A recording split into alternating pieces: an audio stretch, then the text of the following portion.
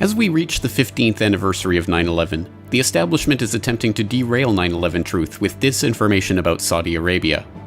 But as Michel Chossudovsky of globalresearch.ca points out, if we ever hope to derail the never-ending war on terror, we must be absolutely clear that neither Al-Qaeda nor Saudi Arabia could have pulled off the attacks of that day. This is the GRTV feature interview with your host James Corbett and our special guest, Michel Chossudovsky.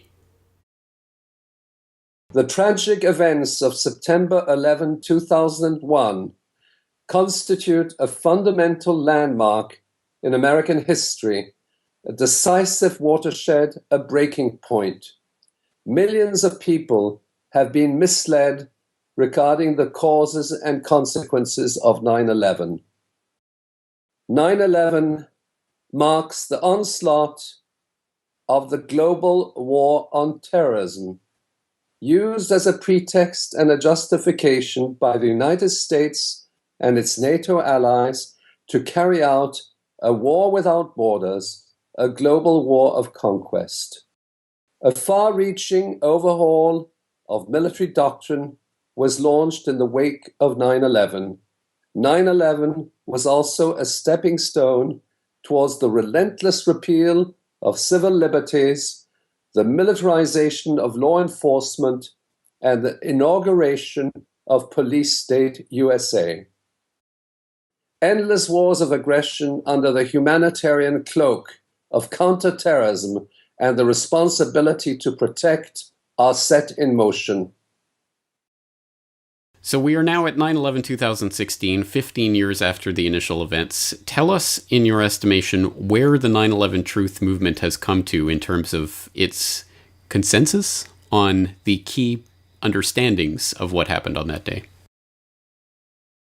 Well, I think the fundamental consensus which was reached several years ago was that Osama bin Laden and Al-Qaeda could not, under any circumstances, have brought down the buildings, because those buildings were brought down through controlled demolition. And then, of course, there was the issue of Building 7, which collapsed in the afternoon of 9/11, and that, in effect, was barely covered by the media, as we recall. And again, no questions asked as to why a third building, which was not the object of attack, which had only small debris of fire, etc., all of a sudden had collapsed. And very significant, the media, both CNN and the BBC, announced the collapse of Building 7 at least 20 minutes before the actual occurrence, which points to, quote, a conspiracy at the highest levels, including, of course, the media itself. So given this base-level understanding that Osama bin Laden and Al-Qaeda could not possibly have organized the demolition of those buildings that did take place on that day, what do you see as the outcome of the latest narrative that is being injected into a lot of erstwhile alternative media right now that is seeking to pin the blame not on Al-Qaeda, but now on Saudi Arabia, given the commotion we've seen from Senator Bob Graham and others in recent months and years about the 28 pages that were recently released? Well, these 28 pages constitute, in a sense, a tacit mechanism whereby the narrative, the original narrative, which has largely been refuted, can be reinserted. And in fact, it infiltrates the 9/11 truth movement.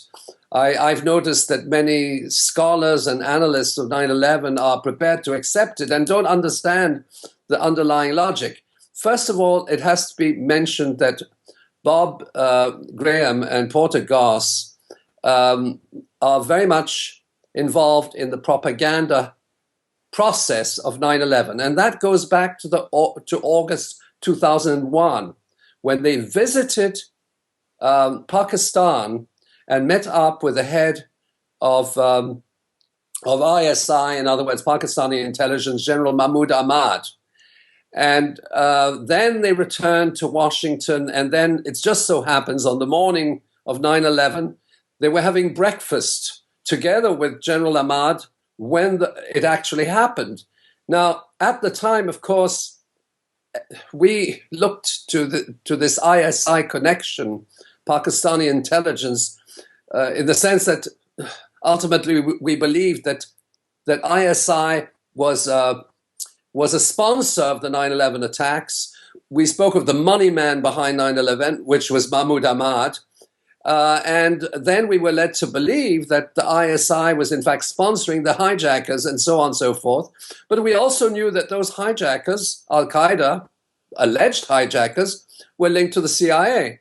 And in other words, to say that Al-Qaeda is behind the 9/11 attacks ultimately points to the fact that the CIA was involved, because they are and they have been since the late 70s. They've been the sponsors, the intelligence sponsors of Al-Qaeda, and Al-Qaeda is an intelligence asset. But in retrospect, Bob Graham and Porter Goss were involved in what we might describe as the preparation of a propaganda campaign, of which the purpose was actually to sustain the legend that Al-Qaeda was behind it. Okay? Now, there's another very important occurrence which has long been forgotten. Dan Rather, CBS News, in an authoritative report, confirms that on the 10th of September 2001, the leader of Al-Qaeda, namely Osama bin Laden, was admitted to a Pakistani military hospital in Rawalpindi. Now, anybody who has been to Rawalpindi knows that this is a military city. It's the headquarters of the military intelligence. It's swarming with US military advisors. And then, of course, in the wake of 9/11, they say, where is Osama bin Laden? We can't find him. And then the historic words of Donald Rumsfeld at the time, it's like looking for a needle in a stack of hay. We don't know where he is. But that was a lie. They knew perfectly well that on the 10th, he has been admitted to a Pakistani military hospital, which was within walking distance of the US military missions, and that he could not reasonably have coordinated these attacks. Admittedly, if he coordinated, but he should have been present in some form or another, presumably from his laptop, in the hospital. But the issue is that his whereabouts were known. He was admitted on the 10th. I don't have confirmation as to when he was released, but assuming he was released on the 11th, normally he would have been arrested immediately. And he was not. So that this, in effect, is also another element. There are many elements, but that is a notorious element. The whereabouts of bin Laden were known, he could have been arrested, and then the saga would have been over. But that didn't happen. What did happen, because the propaganda campaign was launched, is that on the 12th of September, NATO, the Atlantic Council, its governing body, intimated that the United States had been attacked by a foreign power. They didn't mention the foreign power, but the foreign power was Afghanistan. Now, I didn't see nobody saw any, Afghani jets in the streets, in the skies of New York that particular day.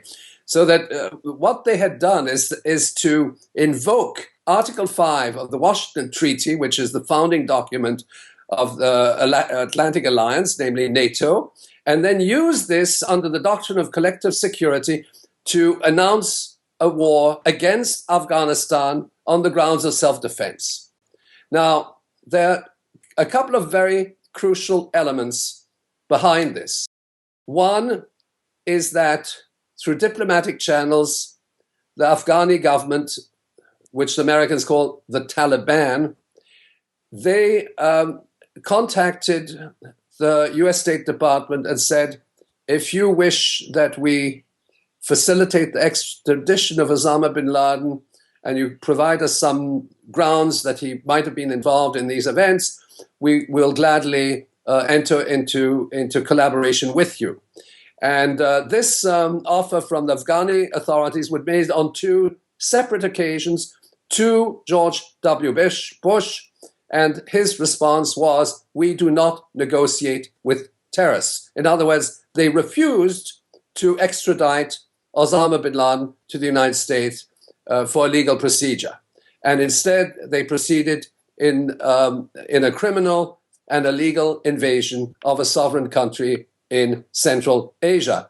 Now, another important dimension to this whole saga is that you do not prepare a theater war in Central Asia, thousands and thousands of miles away, in less than 28 days. Impossible, okay? So in other words, from the 11th of September to the 7th of October, you are not in a position from a military standpoint. Every military analyst knows it. All those who are on contract to the media organizations, they know that military planning takes a lot of time. In other words, that war on Afghanistan was prepared before 9/11, not after 9/11.